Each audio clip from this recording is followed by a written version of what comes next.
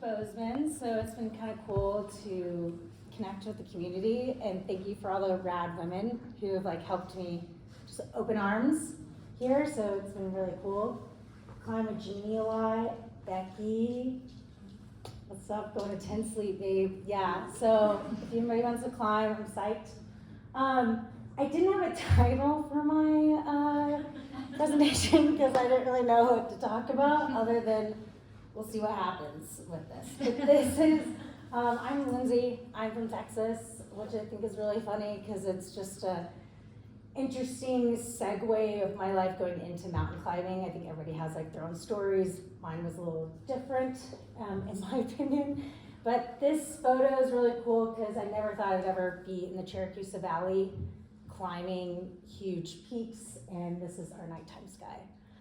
This is our base camp, and I just find this picture very beautiful. Some background, this is Lindsey. Let's not talk about the makeup tutorial that I'm watching because the eyeliner was heavily planted on me. I was also really into basketball, and I played boys basketball up until I think I was 10 or 11. I chose not to be, I don't know if I knew about the girls basketball teams, but I was fuck it, I'm going for, I don't care, I'm gonna go and play basketball. I also grew up with a very strong mom. Hamm is an interesting human. I love her so much, but she was very adamant about, well, I'm gonna do it regardless of a man. So she was a single mom. Hamm to the right, he's a great human. He's just a funny person. I really enjoyed my parents. They're more like friends to me, so when I was growing up, we just had a really good time. My mom took me offshore fishing. Weekends were going in Galveston and going off 60 miles out offshore fishing for the weekend. It was really cool. So she put me in every sport possible and really helped me lean into things I wanted to try. I really thought I was going to be a singer, and I got up, was practicing for weeks, maybe a year, who knows, for Free Willy. Anybody? Well, I got up there thinking I was going to do it with music, and I looked at my mom, I was like, cut it. Acapella. So got up acapella, sang it with all my might. She goes, I truly thought you were about to tell the joke that I just told you, and that you were just gonna scrap singing all the whole night and just start telling jokes. So she just kind of let me be uncomfortable, and if I wanted to try something, she just let me do it, which was great. I was in karate, but it was also really fancy, if you could see those shoes right there. But yeah, this is me skiing. I didn't know anything about mountains. I was Texas, we went four-wheeling, offshore fishing, that was my life. Didn't really know much. As you can see, this Texas family supporting it really well with our outfits. And this little nugget on the right, with the red shirt, will be belaying some of you this weekend, because I'll be some of your guide, site man, location guide. So you'll see me around this weekend. So as I got into climbing, I went to Texas State. Does anybody know where that is? It's south of Austin, Texas. I went for communications, design, and advertising. I was an advertising club president, that's right. This is who this is. But at the same time, I was tapping into art. I thought I was going to be I worked for Austin City Limits at the Moody Theater, and I thought I was going to be around musicians. I knew Billy Nelson knew me by my first name at one point. I know. So he was like, "What's up, Lindsey?" I was like, "We have to go on stage." No, just keep it, together. But I was also learning how to climb at the same time in Austin, Texas. So that was kind of three. Woo-hoo, who said that? You. That's right. So in that mix, I was drawing some really cool stuff and got really deep into art. And that was really cool because I had some really cool teachers that helped me progress with constructive criticism, which in guiding, and I'm going through the IFMGA track, which is a whole nother slideshow, by the way. But that, you learn about constructive criticism. They give you those debriefs, and you have to take it, and you have to kind of filter through those things. And I learned that a lot in my art classes. You put your art up, people talk about it, and it really helped me build the skill set later on, and I didn't even know, before I was even in mountain climbing. So that was really cool. This is Joe Jonas. Oh yeah, you guys. I did a high kick into a kind of jump split, but didn't get all the way. He didn't know I was an intern at the time, just thought I was a fan, which I was. This is Chris Isaac. Does anybody know Chris Isaac? Wicked Games, right? Psyched. And I was like, I got to see all these cool musicians. So like this whole before mountain guiding thing was kind of cool. This will be someone who will be belaying you too. That's me in this fabulous form of belaying. I did my first lead climb, which was a 5/8 called 8 Flakes, which is now no longer part of primers because it fell down. So I just started picking up climbing and didn't know where it was gonna go. I didn't get this job that I wanted in ACL, which was a booking agent. I really wanted to be fully in it, didn't get it, and I got a job in Denver licensing out content for movies, which was another crazy thing. So I was still in the entertainment business, but then I met my future ex-boyfriend who was also going through the mountain guide training and a climber.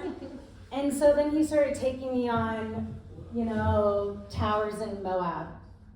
But as that progressed, I also leaned into taking more of the role of the leader. And as you can see, my confidence level from this side, the nice side helmet look and fear in the eyes.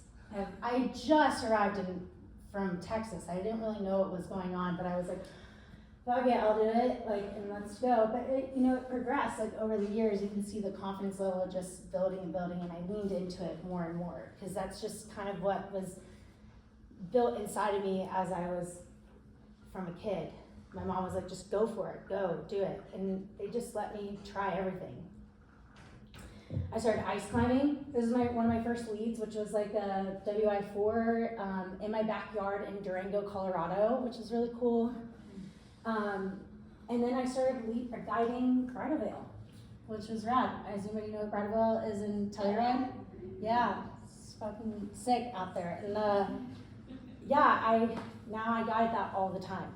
So there's just this cool progression.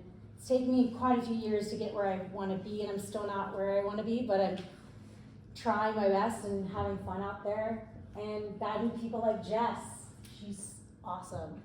Me and her climb a lot together, and she never thought she would climb Bridal Veil, and we got her up it, and she did it cleanly and in style, so that was really awesome. As my dirt baggery kept going, as I lived out of this camper that people wouldn't let me park in front of their houses because it was so bad, because I'd have tarps over it when there was rain. Like, yeah, come over. I got tons of room, and then I started living out of my truck a couple times, and I call it the coffin. It's a tonneau cover, and I literally coffin myself in. No one knows I'm in there. Lived out of that in Ouray, Colorado, multiple years, which was awesome. So as the progression happened, I was also balancing multiple things. I was balancing guiding, learning how to climb, and just finding myself within all this too.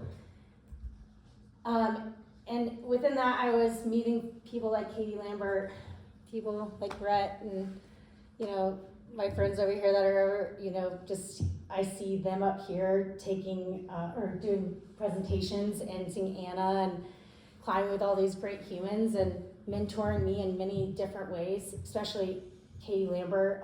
We actually, as I was progressing more into the rock realm, I was getting into big wall climbing, and I supported her on Father Time, which is on Middle Cathedral, and we had flipped out of our tent or our portalage this night. It was 60-mile-an-hour winds, and she's like, looks at me, she's like, put your leg loops on, and immediately we flipped slam. And all I could do was just start laughing because I was like, you okay? And she's like, yeah. And I was like, all right. So we slept on this ledge for like, we didn't sleep. But anyways, it was really cool that the progressions are happening, and also like asking people that, you know, for mentorship and help, and it was among peers, and going to festivals like this and going up to people. Like when I met Katie, like she did not know who I was, and I went to her, I was like, hey, what's your wingspan? And she's like, oh, like this. And then I was like, I just gave her a hug, and I was like, we're gonna be friends. And now we're like best friends in the whole world. So just go for it, lean into anything, any friendship. People will be fine with it, right? Great, okay, cool. See you later. But the progression kept going. I kept getting higher and higher, and now I love climbing high altitude rock climbing. This is me in Pakistan in the Chiracusa Valley, my first season. I actually have a good story. I'm with 4 dudes on this trip, and then, you know, in Pakistan it's all men. So I'm the only female on this thing, and which was rad in many different ways. But I go to put this number 2 in, and I look at all the guys, I'm like, I'm just pissed off. I don't want to be around any of you. And I have to poop really bad. I'm starting to get a little altitude sickness, but I was like, maybe I'm just like pissed off. So I was like, hey, I'm gonna go back down to this ledge. And I was like, no one talk to me. And they're like, why? I was like, because I'm shitting all over this place. And so I poop, and then I throw up, and all of my hands and feet go like this because I'm cramped up. And I was like, okay. And then I sent. So that was good. I was like a 5'11" at like 17,000 elevation. I was psyched. I took all the Parks pictures on that, and I did not want to be there that day. But look how fucking cool that is. Like in the background, like K6. You got fucking Fatih Brack over here. You got K6, K7, Iqbal Wall. You got just amazingness, bouldering everywhere. Then, at the same time I was getting my Alpine guide exam done, I just done my rock exam, was done with that, thank goodness. So I was training for rock and my Alpine exam and this Pakistan trip at the same time, which is a huge balancing act, and it's really hard. But I set myself up with good success on this trip. But you can see the scale, by the way. Like this little guy is that one in the middle, and that's like over 2,500 feet. Neza Brack, which is to the right, which is crazy awesome. That's like 3,000 feet of climbing and like 18,000 in elevation, maybe a little shy of that. And then Spanster on the far left, I mean, that's just as high. It's just crazy, but you're just climbing. This is crazy. It's so good. I'm like frothing right now. I'll go back. But this is Tasty Talking. So we got 2 really good sins and multiple attempts on this trip too, even in 2 weeks that we had. We sin this thing, which was awesome. And then we go and do Tasty Talking, which is on the right side, right? That Swinson, Marco, and Steve House did. It's like, it was the poop story, but this is the earlier picture where I watched one, like we had a big group that day with us, the 5 of us, and the first 2 climb up and rig, and we have a photographer with us, and I hear the first dude just screaming, and I'm like, fuck, I'm gonna not do well. And because you have to do a pretty hard slab pitch, and you don't have any gear for a long time. And it was rad. Like, I was not in a good space that day, but I showed up for myself, and I really leaned into that, and I was like psyched and sent that pitch, and that was really cool. So we got multiple sends that season.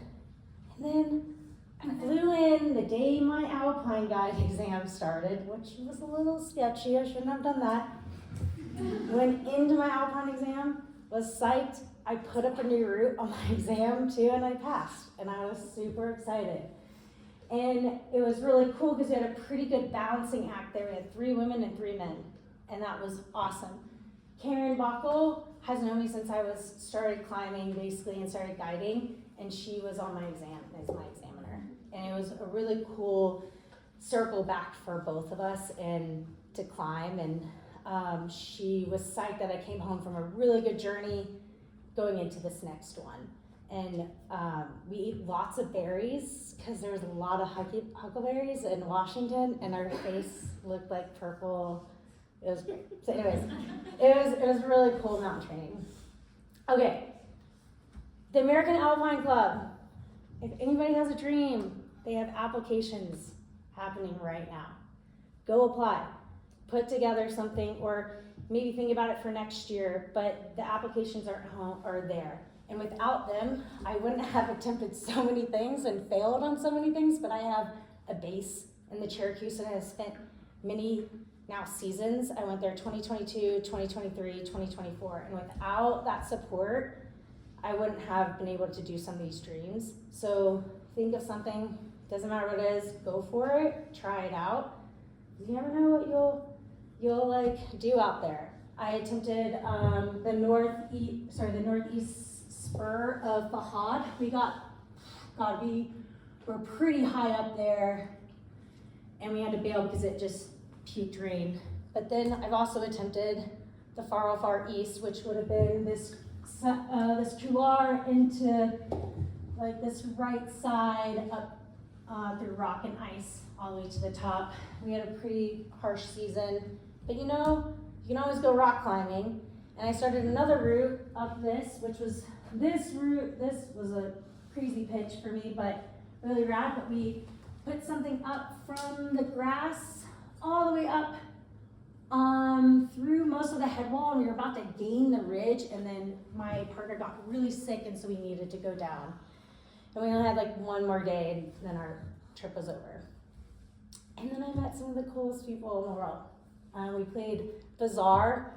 It was cool to be surrounded by people who don't look like me and also have limited communication with language barrier, but being able to communicate in so many different ways and having this camaraderie with some of these guys out there. And I love Ilias. He is the one in the green. I talked to him like yesterday. It was really rad, him and his family. And I just appreciate a lot of the Sherpas and the porters and the guides that are out in these areas.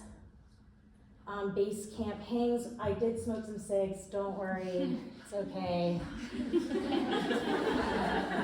High altitude climbing. But I wanted to tell you about ICRA Fund, which is a nonprofit organization that I work for, and I'm diving more in depth with them in the next couple months. This gives an opportunity to these women to get their master's degrees and more opportunity to be in the mountains. I'm actually helping another woman who, out of Houché, she just started a guiding business, and I get to go and help her 2026. So I'm really excited, and if you have any questions about that, please feel free to see if you want to be part of it. And yeah, I always think it's really important to find organizations to fund. I usually bring a bunch of school supplies and go to the schools, talk to all the kids. It's really cool. They do like flips for me, and then they asked me to do them, and I was like, will you spot me? And they won't, so it doesn't happen. But this is a really cool organization for women in Pakistan, and we need that, and I'm certainly happy to be part of it. And thank you. How's that?